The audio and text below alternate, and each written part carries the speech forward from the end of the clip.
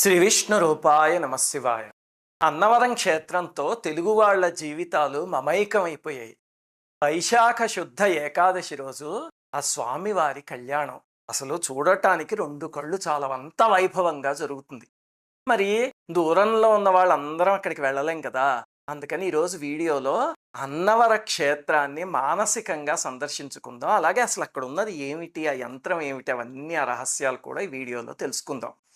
అసలు ఈ క్షేత్రం ఎలా వెలసింది అంటే దీని వెనకాల పురాణాల్లో కథ ఉంది. ఏమిటంటే మేరు పర్వతం ఆయన భార్య వాళ్ళిద్దరూ నారాయణుడి భక్తులు. వాళ్ళు నారాయణుడికి తపస్సు చేస్తే ఆయన ఇద్దరు పుత్రులను అనుగ్రహించాడు. వాళ్ళే భద్రుడు, రత్నాకరుడు అనే పుత్రులు. వాళ్ళిద్దరూ కూడా పెరిగి పెద్దయ్యాక మరి తల్లిదండ్రుల దగ్గరించి వారసత్వం వస్తుంది కదా, వాళ్ళు నారాయణుడి భక్తులే. అయితే మహావిష్ణువుకి ఘోరమైన తపస్సు చేశారు. భద్రుడికి స్వామి ప్రత్యక్షమయ్యి శ్రీరామచంద్రమూర్తి స్వరూపంలో నీ కొండపైన కొలువు ఉంటాను అని వరం ఇచ్చారు. ఆ తర్వాత రత్నాకరుడు తనకేమీ వరం అడగకుండా చూస్తూ ఉంటే స్వామి, మేము ముగ్గురం త్రిమూర్తులం వచ్చి నీ కొండపైన కొలువు ఉంటాము అని స్వామి వరం ఇచ్చారు. ఆ తర్వాత భద్రుడే భద్రాచలం అనే కొండ అయితే స్వామి సీతారామ లక్ష్మణ స్వరూపంలో అక్కడ కొలువు ఉన్నాడు కదా. ఆ రత్నాకరుడు రత్నగిరి అనే కొండ అయ్యాడు. స్వామి వచ్చి దానిపైన కొలువు ఉన్నాడు, కానీ చాలా సంవత్సరాలు రూపం వ్యక్తం అవ్వలే. భద్రాచలంలో కూడా చూడండి మీరు, దమ్మక్క అనే భక్తురాలు వచ్చాక అప్పుడు వ్యక్తం అయ్యాడు స్వామి. అలాగే ఇక్కడ కూడా అవ్యక్తంలో ఉండిపోయాడు.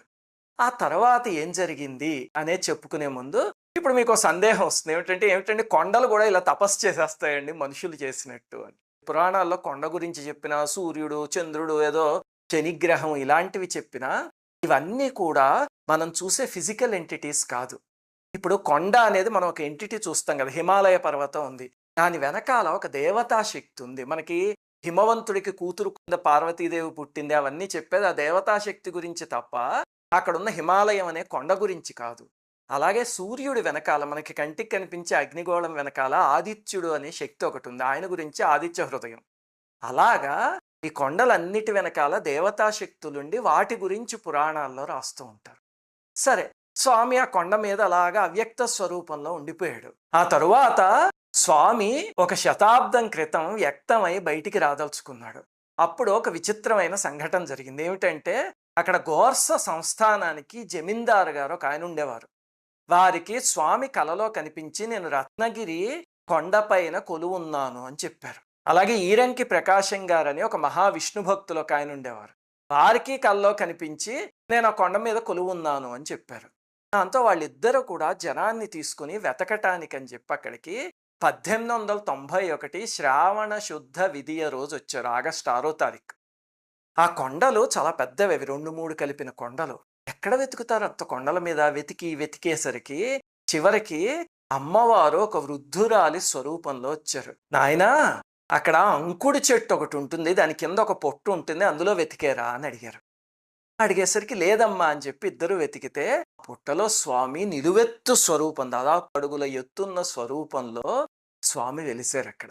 అప్పుడు స్వామిని తీసుకొచ్చి అక్కడ ఒక ఆలయాన్ని నిర్మించి అందులో ప్రతిష్ఠిద్దాము అని అనుకుంటే, మరి ఆలయంలో యంత్ర ప్రతిష్ఠ జరగాలి కదా మొట్టమొదట, ఆ తర్వాతే భగవంతుని ఎప్పుడు ప్రతిష్ఠిస్తారు. అప్పుడు ఏమైందంటే వారణాసిలో ఒక సిద్ధుడు ఒక ఆయన ఉండేవాడు, ఆ ఆత్మ సాక్షాత్కారం కలిగిన వ్యక్తి. ఆయనకి స్వామి ధ్యానంలో దర్శనమిచ్చి తన యంత్రాన్ని ఎలా గీయాలో చెప్పారు. గీస్తే ఆయన యంత్రాన్ని గీసి తీసుకొచ్చారు. ఇదంతా ముందే జరిగిన సంఘటన అనమాట. సరిగ్గా వీళ్ళు ప్రతిష్ఠిద్దాం అనుకునే సమయానికి ఆయన దగ్గరించి యంత్రం కూడా వచ్చింది. అప్పుడు యంత్రాన్ని ప్రతిష్ఠించి దానిపైన బ్రహ్మ విష్ణు శివాత్మకమైన స్వరూపాన్ని ప్రతిష్ఠించారు. అన్నవరాలన్నీ ఇస్తాడు కాబట్టి అన్నవరం క్షేత్రం అయిందని కొంతమంది అంటారు. అలాగే అంతకుముందు అక్కడ అన్నదానం విపరీతంగా జరిగేదిట.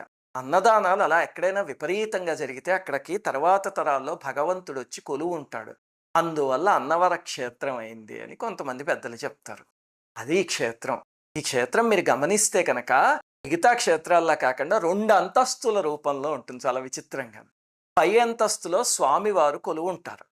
ఆ స్వామికి కుడి పక్కన ఈశ్వరుడు, ఎడమ పక్కన అమ్మవారు ఉన్నారు. అంటే శివుడు, కేశవుడు, శక్తి ఒకే పీఠం మీద ఉన్న అపూర్వమైన కలయికది. అక్కడ స్వామి సౌందర్యం వర్ణనాతీతం. మీరు వెళ్ళి చూస్తే స్వామి కొన్నిసార్లు వెండి తొడుగులో, కొన్నిసార్లు బంగారపు తొడుగులో ఉంటాడు. అబ్బా! ఏమి సౌందర్యం అంటే మళ్ళీ మళ్ళీ చూడాలనిపిస్తుంది. సామాన్యంగా క్యూ లైన్‌లో నుంచి బయటకొచ్చిన వాళ్ళు గూడా మళ్ళీ ఒకసారి పైకెక్కి స్వామి దర్శనం చేసుకొని మళ్ళీ చూసొస్తూ ఉంటారు. ఆయన మీసాలతో వీరుల్లాగా మహా సౌందర్యంతో ఉంటాడు స్వామి. ఇది పై అంతస్తులో ఉండే మూర్తి. అదే సేమ్ మీరు కింద అంతస్తులో చూస్తే ఆ కింద ఒక పీఠం ఉంది పెద్దది. ఆ పీఠంలో ఒక యంత్రం ఉంది. నేను ఇందాక చెప్పాను కదా మీకు యంత్రం.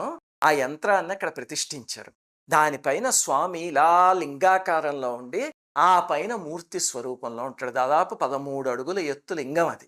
ఆ కింద పీఠం దగ్గరున్నది బ్రహ్మగారి స్వరూపము. ఆ లింగాకారంలో ఉన్నది ఈశ్వరుడి స్వరూపం. పైన కొలువున్న స్వామి విష్ణు స్వరూపము అని చెప్తారనమాట. ఇంతకీ ఆ యంత్రంలో ఏముంది? అది చూడాలి ఎక్కడైనా అంటే, మీరెప్పుడు అన్నవరం వెళ్ళినా సరే సామాన్యంగా ప్రసాదంతో పాటో, లేకపోతే వ్రతం చేసుకున్న వాళ్ళకి ఒక చిన్న బిళ్ళ ఇస్తూ ఉంటారా స్వామిది. అందులో ఒకవైపు స్వామివారి స్వరూపం కొలువుంటుంది కదా! వెనక్కి తిప్పి చూడండి. అక్కడ ఒక స్టార్ లాగా ఒక యంత్రం ఉంటుంది చూసారా? కొన్ని బీజాక్షరాలు రాసి. ఆ యంత్రమే ఆ సిద్ధుడు తెచ్చిన యంత్రం. ఇప్పటికీ ఆ స్తంభం కింద ఉన్నది అదే యంత్రం. ఆ పీఠానికి ఆగ్నేయం మూల గణపతి, నైరుతి మూల సూర్యుడు, వాయవ్యం మూల అమ్మవారు, ఈశాన్యంలో పరమేశ్వరుడు ఉన్నారు. ఏమిటి అరేంజ్‌మెంట్? మధ్యలో నారాయణుడు ఉండి చుట్టూ ఈ దేవతలు ఉన్నారంటే పంచాయతనం. అంటే అక్కడ ఉన్నది పంచాయతన మూర్తి అన్నవరంలో. ఇది మనం చూడాల్సిన గర్భాలయం. ఇంకా అన్నవరంలోనే చూడాల్సినవి 5 ముఖ్యమైనవి ఉన్నాయి. అవి ఏమిటి అనేది ఇప్పుడు చెప్పుకుందాం. మొట్టమొదట మీరు ఘాట్ రోడ్ ఎక్కుతూ ఉంటే ఆ ప్రారంభంలో నేరెళ్ళమ్మ అని గ్రామ దేవత అమ్మవారు ఉన్నారు. ఆ అమ్మవారు గతంలో పిఠాపురంలో ఉండేవారట. ఆ తరువాత ఇక్కడ స్వామి వెలయబోతున్నాడు, నేను అక్కడికి వెళ్ళి గ్రామదేవత కింద ఉండాలి అని చెప్పి పిఠాపురం నుంచి అమ్మవారు ఇక్కడికి వచ్చేసారు. ఆ తర్వాత జమీందారు గారును ఇంకొక ప్రకాశం గారు వెతుకుతూ ఉంటే ఒక వృద్ధురాలి రూపంలో వచ్చి వాళ్ళని డైరెక్ట్ చేశారని చెప్పాను. అలా వచ్చింది నేరెళ్ళమ్మవారే.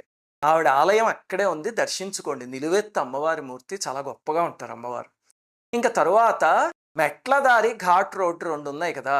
మెట్లదారి దగ్గర మీరు తొలి మెట్టు ఎక్కుతూ ఉంటే నేలపైనే కనకదుర్గ అమ్మవారి ఆలయం ఉంది. అలాగనే మీరు ఈ అన్నవర క్షేత్రానికి వెళుతూ ఉంటే మీకు దారిలో మధ్యలో వనదుర్గ అమ్మవారి ఆలయం కనిపిస్తుంది. ఈ కనకదుర్గ అమ్మవారు, ఈ వనదుర్గ అమ్మవారు ఇప్పటికీ ఆ ఆలయాన్ని కాపాడుతూ ఉంటారు అని ఇప్పటికీ రాత్రి కొంతమంది ఉపాసకులు ఆ ఆలయం దగ్గర పడుకున్న వాళ్ళు వనదుర్గ అమ్మవారు రావడం చూశాము అని చెప్పిన వాళ్ళు కూడా ఉన్నారు. అంతటి శక్తిమంతమైన తల్లులు వాళ్ళు. తరువాత కొండపైన మీరు స్వామివారి దర్శనం చేసుకున్నాక చూస్తే స్వామి ఆలయం పక్కనే ఒక చిన్న ఆలయంలో సీతారామచంద్రమూర్తులు ఉన్నాయి.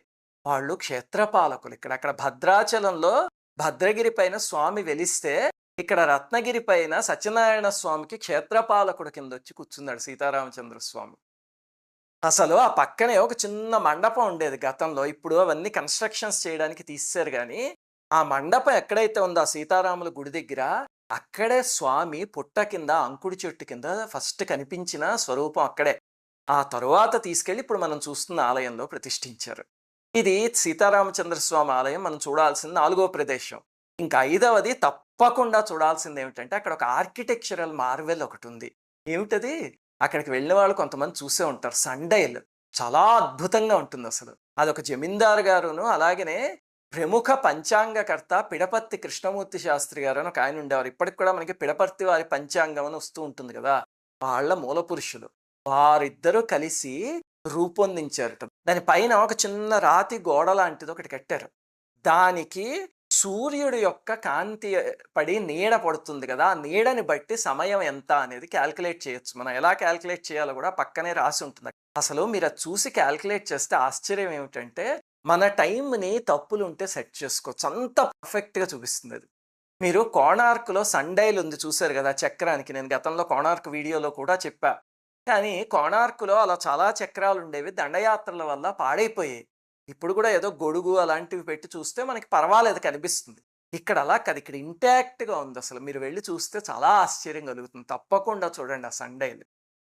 ఇంకా ఈ ఆలయంలో చూడాల్సినవి తెలుసుకున్నాం కదా! అలాగే ఇక్కడ జరిగే కొన్ని అద్భుతమైన వేడుకలున్నాయి. అవేమిటో తెలుసుకుందాం ఇప్పుడు.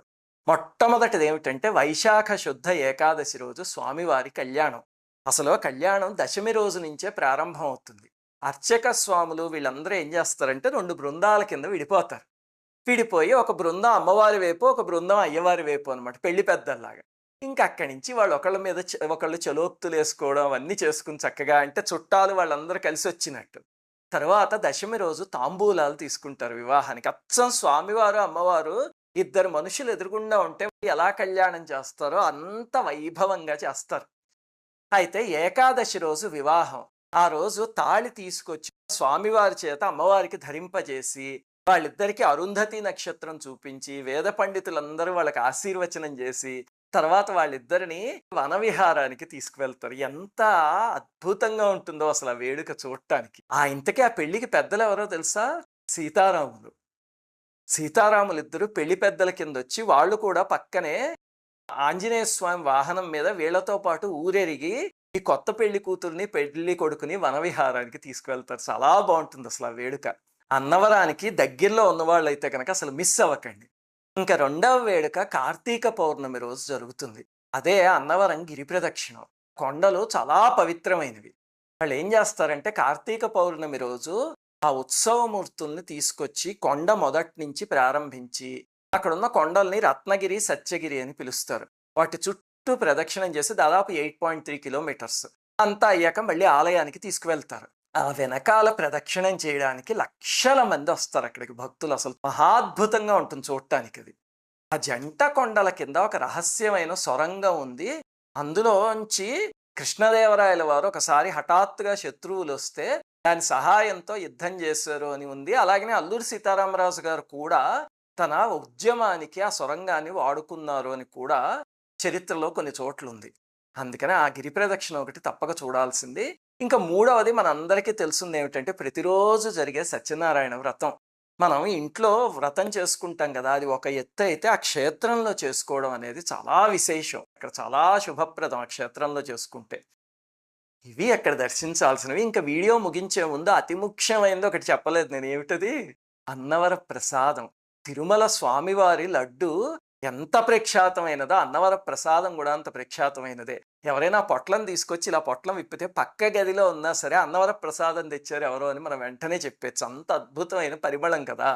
వాళ్ళు కూడా దశాబ్దాల నుంచి అదే స్టాండర్డ్ ఫాలో అవుతున్నారు. అదే రుచి ఉంటుంది, అచ్చం అలాగే ఉంటుంది చూడటానికి. అలాగే వాళ్ళ గొప్పతనం ఏమిటంటే ప్లాస్టిక్ కవర్లు, పేపర్ కవర్లు ఇన్ని వచ్చేసినా వాడకుండా ఆకులో పెట్టిస్తారు ఆ ప్రసాదాన్ని.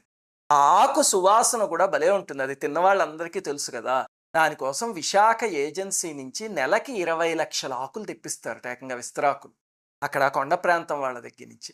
దానివల్ల చూడండి చక్కగా అక్కడ ఉన్న వాళ్ళకి అదొక జీవనోపాధి. అలాగనే పర్యావరణం కూడా కాపాడబడుతుంది. 20 లక్షల ప్లాస్టిక్ కవర్లు అయితే పర్యావరణాన్ని పాడు చేసినట్టే కదా. అలా చేయకుండా చక్కగా చేస్తున్నారు. ఇంకా ప్రసాదం అయితే అమృతప్రాయం. అది అన్నవరక్ష.